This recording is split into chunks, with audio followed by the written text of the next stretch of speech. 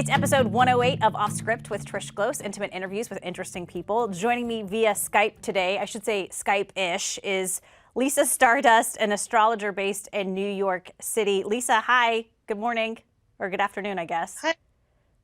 Morning. How are you? I am well. So you're having some technical difficulties, which I said is the story of my life. So we can't see you today, but we can hear you, and that's the most important part.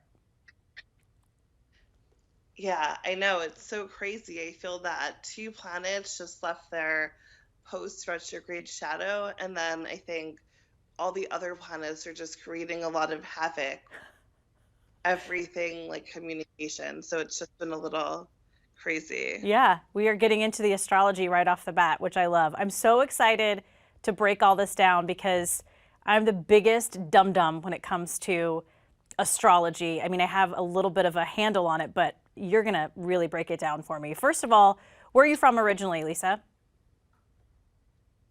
I'm from New York City, Okay, born and raised? and yeah, born and raised in New York City, and I've lived, like various parts of like the East Coast throughout, my years. I went to college in Washington, D.C., so I spent a good amount of time in D.C. after, like the D.C. area after.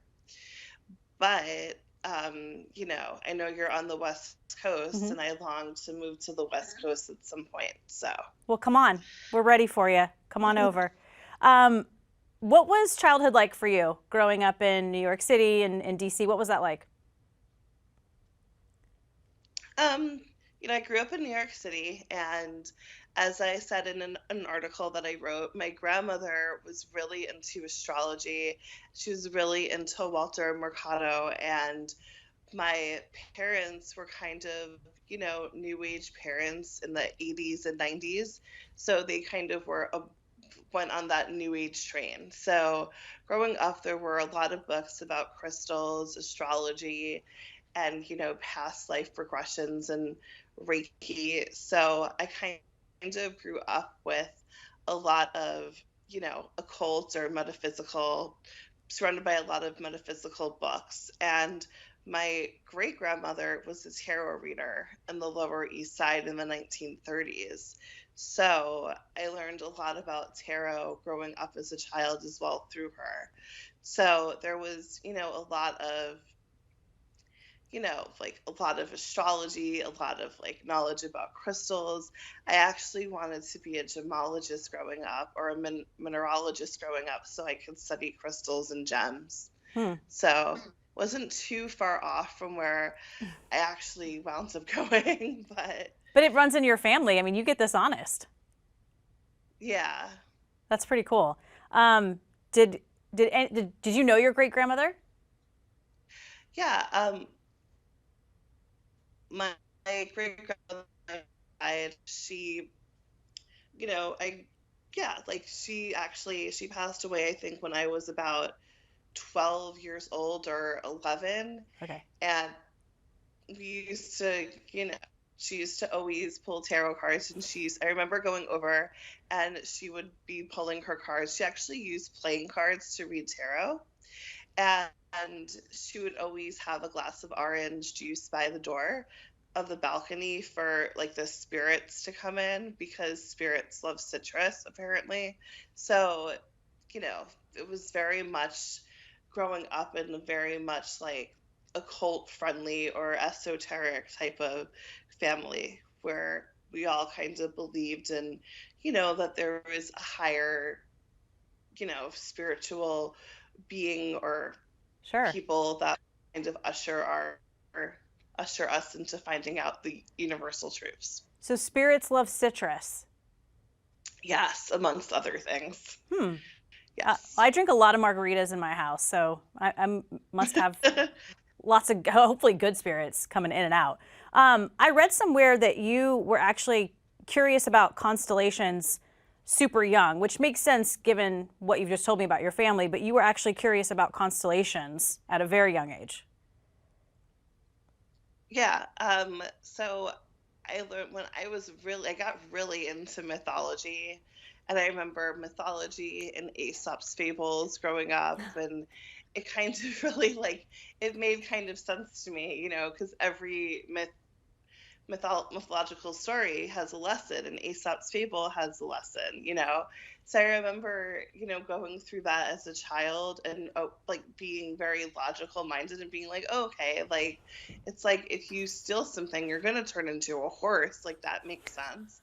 And or like you're going to be punished, like and live with your mother in a cave for 10 years. Like, okay, it made sense to me. And I also was really always intrigued by the stars and, just looking at the stars. And it just was like, wow, these two subjects kind of intersected. So a lot of astrologers aren't really into Hmm. astronomy, but I actually, am one of the few astrologers who's into astronomy and mythology. So it's really interesting and cool that I kind of intersect those as well. For sure. So a lot of times when I talk about signs and like planets, I talk about the mythological story behind them. And that's how I explain things to people because it makes more sense that way. And was this the path that you took in school? Like, was this like, yeah, this is what I'm going to do, so here's where I'm going with it, and you kept studying that? I actually studied literature Oh, in school, and I mean, it's part of the same, reason, just because I felt that, astrology, when you're an astrologer, a lot of the transits, you kind of paint your own story when you're writing horoscopes. And I kind of really like that you could read a book and interpret the book your own way that you mm, wanted to. And it was really neat because you'd have a lot of professors and teachers who would say it's so like no matter, there's no wrong way to interpret something, that's your opinion. And in high school, I had a really wonderful teacher named Mr. Kawano who basically pushed us all to kind of see things from a different perspective, where hmm. you can think more outside the box. And that really influenced me to, do the work that I'm doing, where he would always say there's no right or wrong. It's like if you're going to be someone who's writing, it's sort of like painting a picture, like it's your interpretation. What I do is based on fact, but it's when we do horoscopes, we look at the whole week at a glance, or the whole month at a glance, or Mm. even the whole year or decade. And we sort of basically pick up on specific things that other people wouldn't. That's what makes them so special and unique to the horoscope writer. So, Interesting. yeah. Did you have an aha moment? Like, okay, you're studying literature, but was there ever a point where you said, you know what, astrology's for me. This is the path I need to go down. I mean, of course I did. I just felt that in life that, you know, I I I was always fascinated by the stars, but I guess I never really felt that this was something that I could do, for a living. And I think that a lot of it was that there is such a stigma that was associated with astrology. And it took me like a really, actually, it didn't really take me that long, but when you tell someone, oh, I'm an astrologer, like this is what I do, sometimes people give you the eye roll behind your Or, back. or But you're like cuckoo for Cocoa Puffs. yeah, but I think a lot of that's changing because I think that Hmm. a lot of people who are, in their 20s, they all fancy themselves an astrologer. So I feel that everyone's sort of embracing it as time goes on. Well, break it down for me. What does it mean to be an astrologer? What does that mean to you? Well, for me, I've actually been studying astrology since I was a little kid. So, professionally, I've been practicing astrology for over a decade.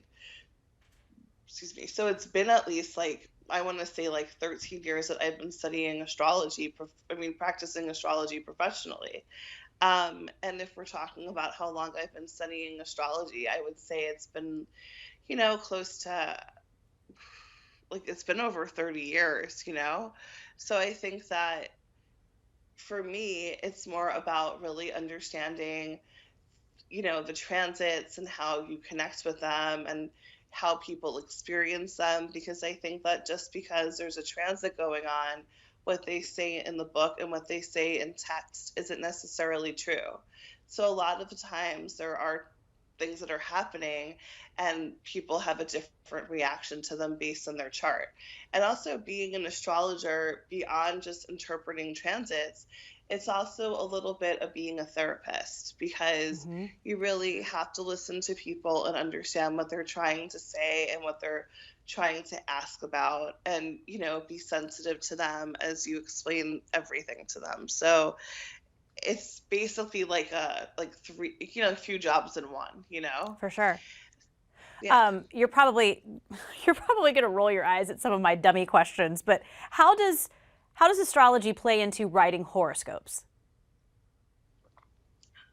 Well, horoscope writing is based on the transits that are happening. So when On you the I'm write sorry, the what that's happening? the transits that are happening in the sky. Okay. So if we look at an ephemeris, which basically has all of the like everything that's going on in the week, right? Hmm. So it's you look at an ephemeris and it says, oh, Mercury is turning retrograde today. The moon is in Scorpio, and when you look at an ephemeris, it shows you how the planets connect and what signs they're in and how the signs and the planets are connecting. And when you're writing horoscopes, like I said before, you're kind of just looking at all of the transits that are happening and you're sort of putting them together based on the different signs. So every sign has a different story. So there's a specific way to write horoscopes, and we write them for the sign, and we write it as if like the sun sign is, you know, is like the ascendant of the chart. And then we sort of really get into like what's happening within the chart. So it's sort of like building a chart every week for Hmm. each sun sign. Okay. Okay. And then that tells you kind of what's happening or what could be happening with this particular person who has this sign. Yes. Okay. Yeah. And I know a lot of people, horoscopes are a big deal. Like it's an everyday thing. They're reading their horoscope every single day. It kind of puts them on a path of like, okay, this is where my day is headed. What have you seen in the last decade as far as horoscopes and what they mean for people? Um, I think that a lot of people have always taken their horoscope seriously. Hmm.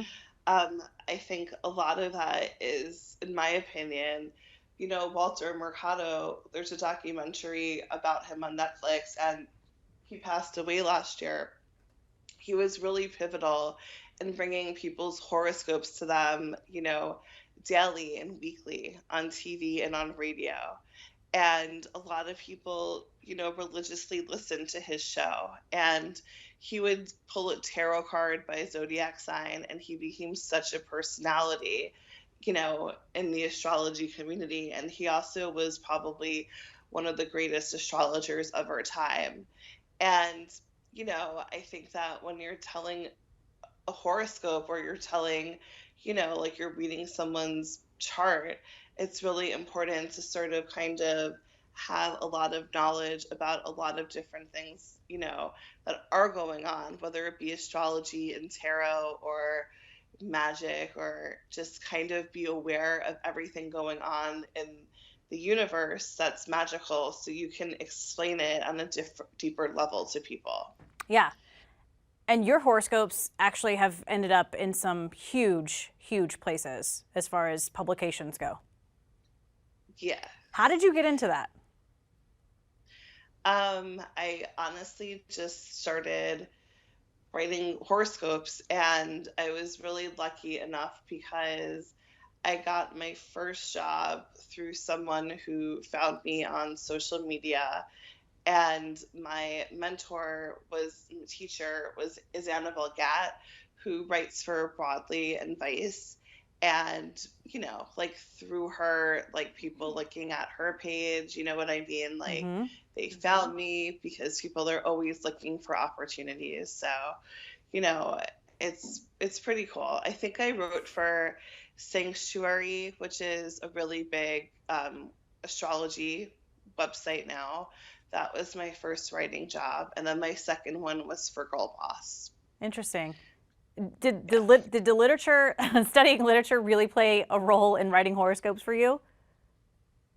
I mean, I think that grammatically, I mean, Yeah. I think that like because I'm a writer, so it's Mhm. not that, I mean, I'm basically telling the story of what's going on, but I think that knowing how to like use proper grammar helps too, I guess. So Yes, I'm please. just, yeah, I mean, I guess that's important. as a Yeah. journalist, I'm a stickler for good grammar. It drives me nuts when we get these really nasty complaints from emails and everything's spelled wrong. I just want to write back and fix their email. Talk to me a little bit about a horoscope, as far as are some of your clients especially looking at this as this is what's going to happen, a prediction, or is it more guidance for you? I mean, I think both. I Okay. think that, I mean, I do a lot of horror astrology. Mm-hmm. And horary astrology is basically sort of like we're looking at the transits and we're pulling a question, and it's a burning question of the moment. So, what happens with the horary chart is that you're asking a question: is this person cheating on me? I just wrote an article for Refinery 29 about how I found out someone was being cheating on me through a horary chart I did for myself, and how you can help the person you're doing the chart for find the burning question, and even yourself. And Wow. if you know how to do that, which is a specialty, you can find the answer for 3 months time. So horary is like a very particular form of astrology, which I was taught by my mentor Annabelle over like a decade ago, and that's really a specialty because the rules are very different, and but a lot of astrologers like really want to learn it because it can give you like concise answers. So it's sort of like really hard and fast tarot questions. Hmm. So my favorite thing to play is when I have mutual clients, right? And they go to a colleague of mine for tarot readings, and they say, can you and this person discuss your answers, because this has happened a few times. So I love this game with like, oh, this is what I got, what did you get, and they get the same answer. So it's really clarifying, when you get the same details and the same answers and interpretations through horary and tarot. So, I think that that is more predictive. I also think that astrology is really great for timing and really great for explaining the energy and telling what people are in the mood for. I've seen astrology and tarot do amazing things. I've seen it predict things dead on for 99.999% of the time. So, in my opinion, yeah, it is predictive. Um, is it really for guidance? Yeah, like I said before, that being an astrologer, it's not just about reading someone's chart, it's also about listening to Mm-hmm. them and understanding them and helping them move towards their potential. Is it like being a therapist? Kind of, but I don't want to, I don't want to be quoted as saying that therapist, like, you know what I Sure. mean? Because therapists, you have a lot of education, as you do for astrology too. But, it's like some people, they go to astrology over like, and therapy because astrology helps them get faster results or come to an understanding.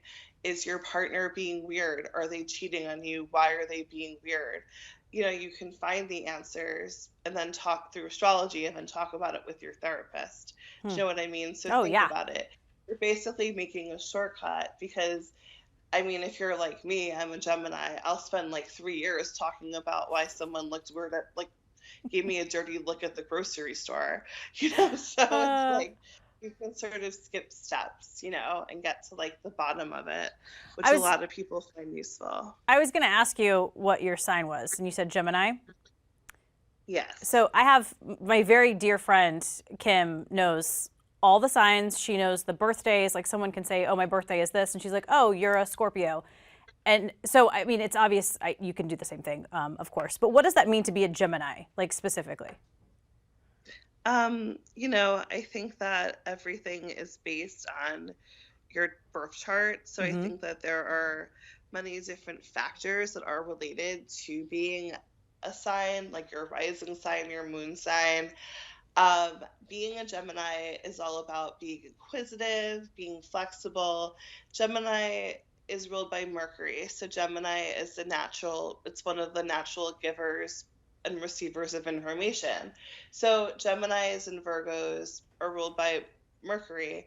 And Gemini is the news, it's communication, it's TV, it's gossip, it's the internet. Mm-hmm. So it's so many things. And I think that Geminis get a lot of bad rap just because people say, oh, Geminis, they're duplicitous. It's like, yeah, we see two different sides of a situation, which can mean that sometimes it's hard for us to make a decision because we always want to like give people the benefit of the doubt or we know where they're coming from. So Mm-hmm. it can be challenging, versus Virgos who are really patient and understanding. And then it's hard for them to, like cut people out too. So Yeah. it's really interesting. Yeah. Do you find yourself at a party, you've just met someone, they're talking to you, and you're like, okay, what, I need to know your sign, or can you guess their sign? Or does that become a topic of conversation because you just can't help yourself? I mean, I feel I used to do that a lot more than I do now Yeah. because when you're not, it's sort of like when you're not, if you're a lawyer and you're not, at the office and people ask you for Yes. legal advice at the party, you're kind of just like, no. Yeah, go away. You kind of have to learn how to have boundaries, but you can sort of tell that people have some energy in their chart just by talking with them or even looking at them because all the signs have different characteristics of them. So, Interesting. So yeah, like fascinating. Pisces really have dreamy and watery eyes. My mom's a Pisces and she has like the really big doe eyes, but they're really watery and dreamy. They look like she's kind of lost in the thought or like a dream. So they're very like, they're very like, that song Betty Davis eyes. That's a very Pisces song to Interesting. describe them. Yeah. Huh. So you can, just by Or looking at some people, you can tell what their sign is? I mean, or if they have that energy in their chart, you Gotcha. know? So Gotcha. it's like they say that oh, an example is, let's see, let's pick a famous person. I guess pick a famous person and then I'll discuss their chart. I'll A, tell you what character a they famous have. person. Okay. Julia Roberts. I think she is, well, the first thing that comes to mind is her hair, right? Hmm. So, what sign do you think is associated with hair? Well, I'm going to guess Sagittarius. It's Leo, just Leo. because Leos are known for their big fiery Yeah. mane. Okay. Okay. Okay. So, and I always think of her, from her. I feel like her thing is like used to, like in the 90s, it was like, oh, like she has like beautiful red hair, Yeah. from Pretty Woman, and they even make a comment about her hair in Pretty Woman. And I believe she has a Leo moon, which is like, oh, like I could tell right away that she has a Leo moon because she has this like really thick hair, and Leos typically have thick hair or like a big mane of hair. My sister has a Leo rising and she has like her, like thick curly hair.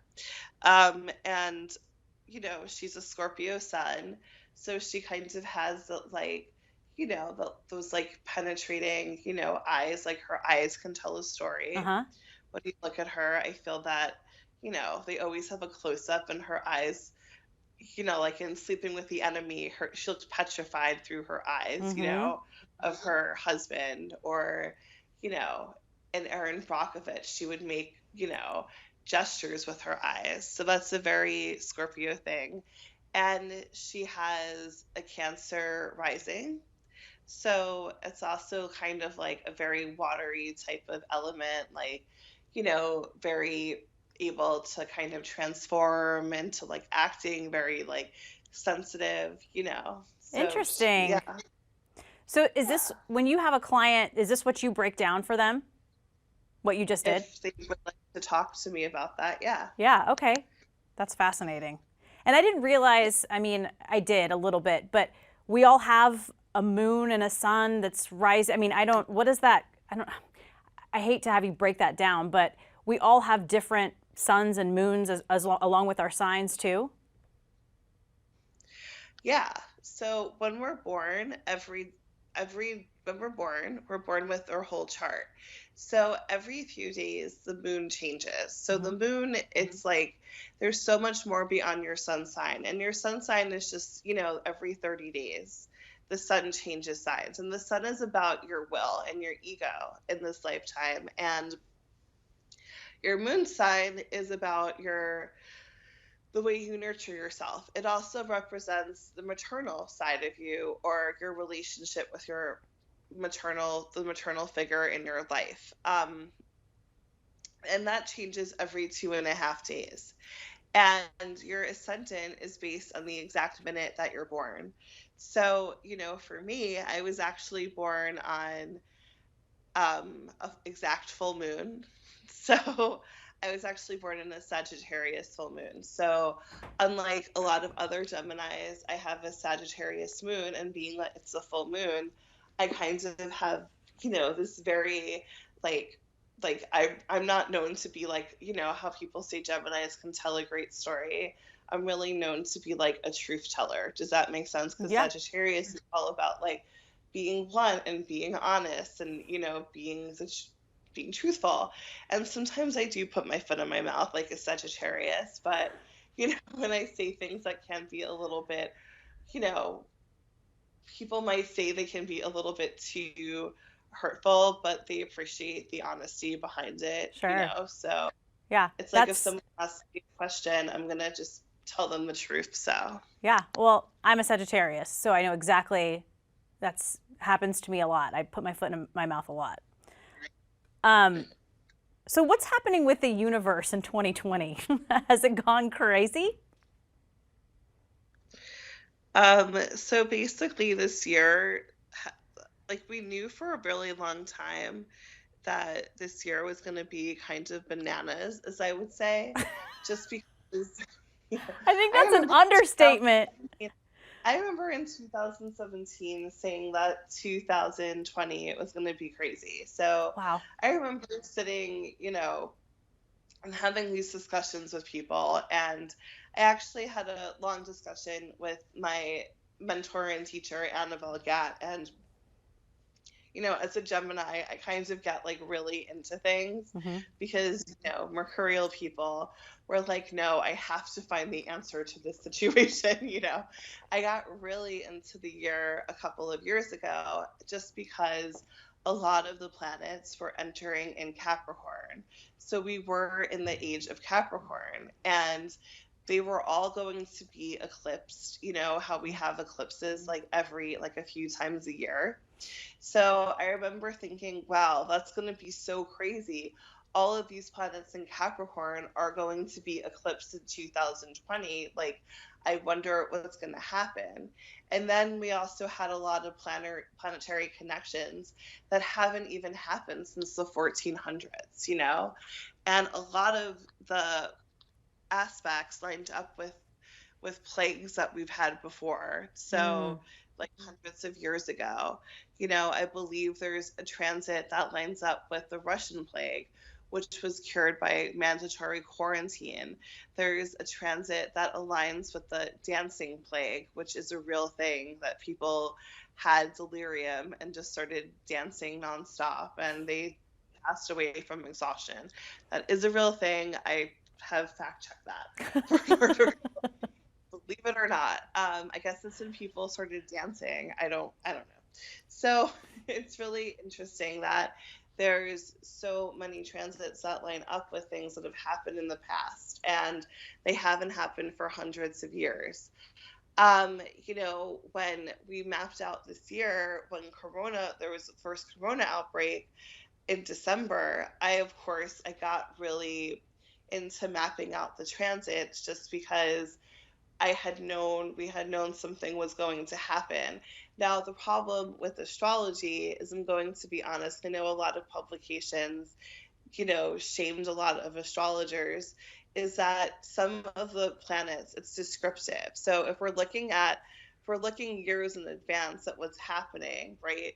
Some of it can be descriptive. So when we deal with a planet like Neptune, it can be an STD, or it also can be mucus from your nose or mouth, right? So when we're saying how is this spreading, I mean, a lot of people thought it was going to be an STD just because Neptune is associated with STDs, and Neptune's been really active this year with a lot of other planets that would kind of help spread it, along. Hmm. And it's really interesting because, corona, I believe I read that corona can be spread through semen. Is that true? I remember reading about that a few months ago, that they were investigating that. I would have to look that Um, up.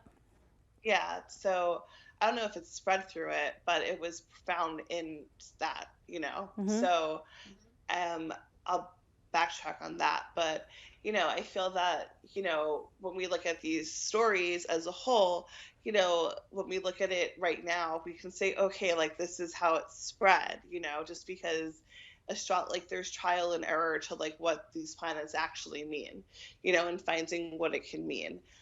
So I definitely think that in January, I mean, I was already quarantining myself in January because I saw the transits that started to happen in January. And I remember I said to the Hoodwitch that I was going to get my last, I write for the Hoodwitch as well, which is a Okay, I was very like, big, who's the Hoodwitch? Sorry. no, it's a very, very big, like, esoteric blog. I Gotcha. remember saying to her that, oh, I'm just getting my last coffee at Starbucks before I'm going into my hole for quarantine, Wow. in January, just because we were about to have a bunch of really crazy transits. And that's when they started to, even now, they can say that's when there was like, it was spreading in Hmm. America. So it's really interesting when you look at these transits, like, like how boom, boom, boom, they all happened. If we're looking at the next outbreak for COVID, I mean, I had been interviewed for an article in Cosmopolitan, and I had basically backtracked this because I thought that Venus retrograde was May 13th until June 25th, that we would have a false sense of security about COVID.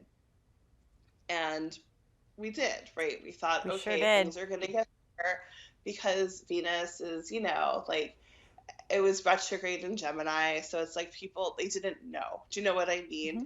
It was a confusing time for health because Neptune was aspecting the Venus retrograde, and Neptune creates confusion and illusion.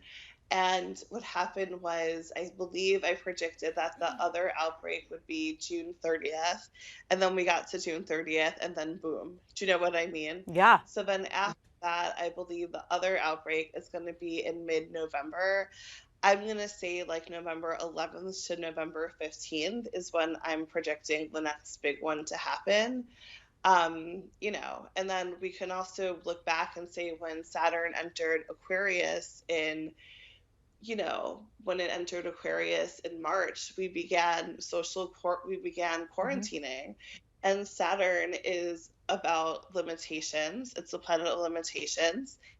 And Aquarius is a planet, it's a sign of like, intellect, but Aquariuses don't necessarily, they're not huggy feely type of people. Does that make sense? So let's just put it together. Of course, it's like we can talk, but don't hug me, Like we can like intellectualize together and talk on Zoom and Right. use robots to communicate, but we're Don't not going touch to shake me. hands or like cuddle. So, we can really backtrack a lot of these to the astrological transits of the year, for Fascinating. sure. That's absolutely fascinating. Do you have a favorite constellation? Um, I don't. It popped in As my head, so I wanted to ask. Oh, no, no, no. I mean, as an astrologer, I have to be neutral to everybody. So True. I Okay. think it's part of being an astrologer is that like you can't, someone's like, oh, like this is my sign. Even if you've had issues with someone who's that sign, you have to like, block that off and really be in the Mm-hmm. moment because you can't project anything into your interpretations. But I'm going to say Gemini just because I'm a Gemini to answer your For question. sure, for sure.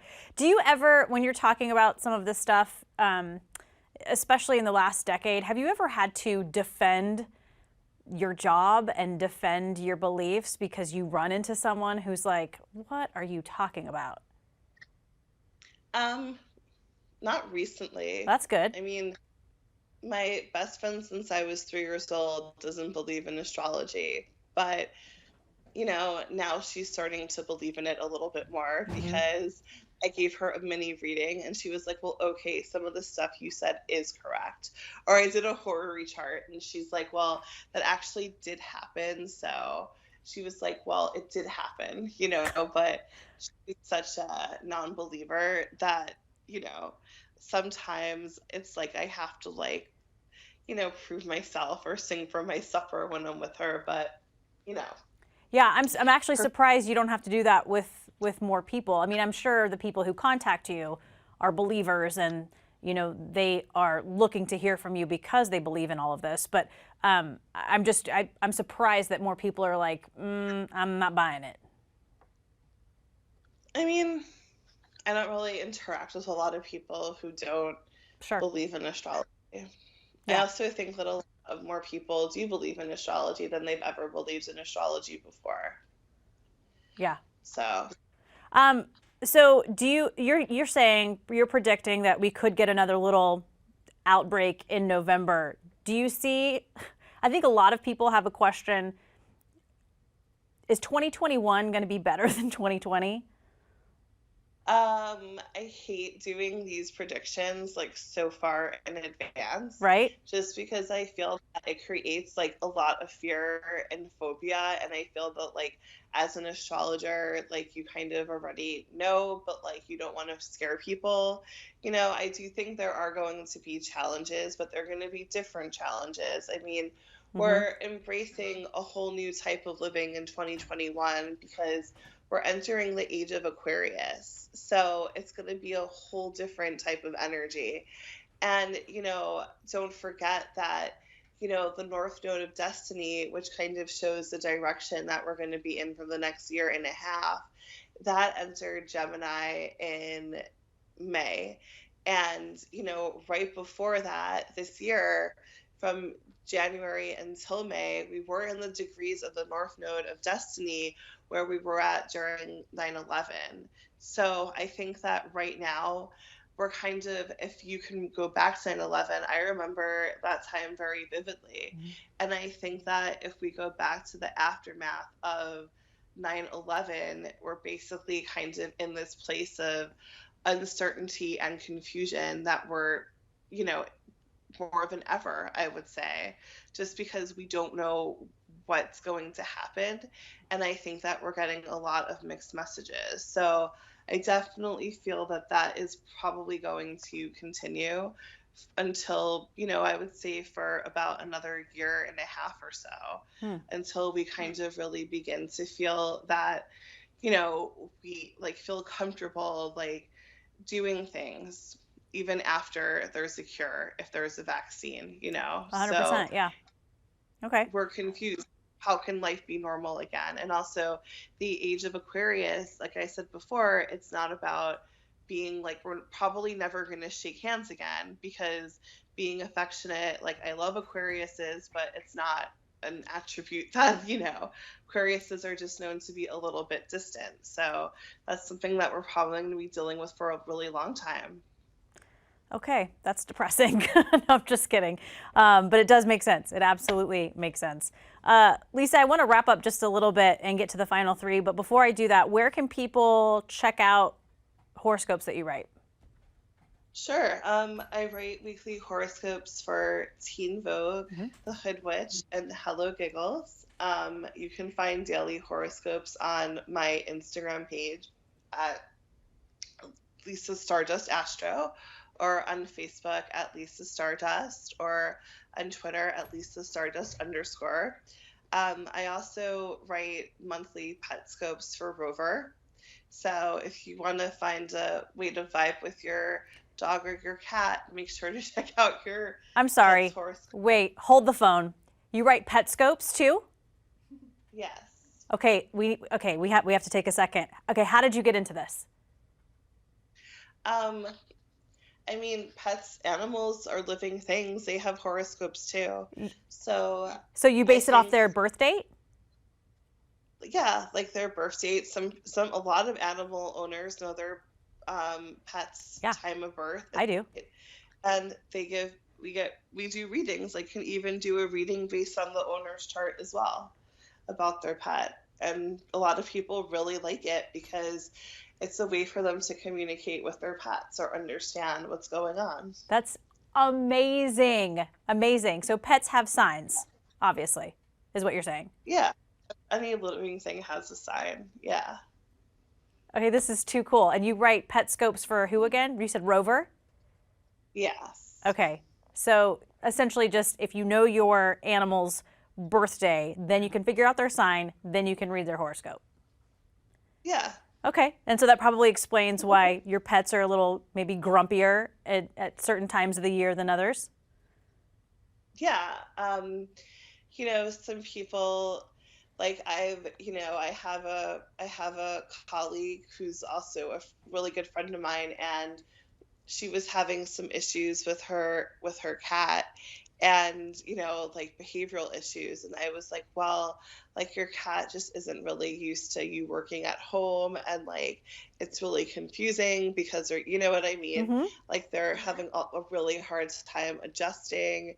And she was like really worried, and then she took the cat to the vet, and the vet was like, I think it's behavioral, like I think that your cat's acting out. And that's exactly what I had said too, just because, like, pets get anxiety as well. They get stressed out too. Oh, for sure. I see it. I see it all the time with my pets. So that's Yeah. fascinating. I didn't know you did that. That's amazing. And Rover, you said again. Yeah. Okay. I love it. That's so cool. Now, if someone wants to, are you taking clients right now? Yeah. You can book a reading on my website, lisastardust.com. Mm-hmm.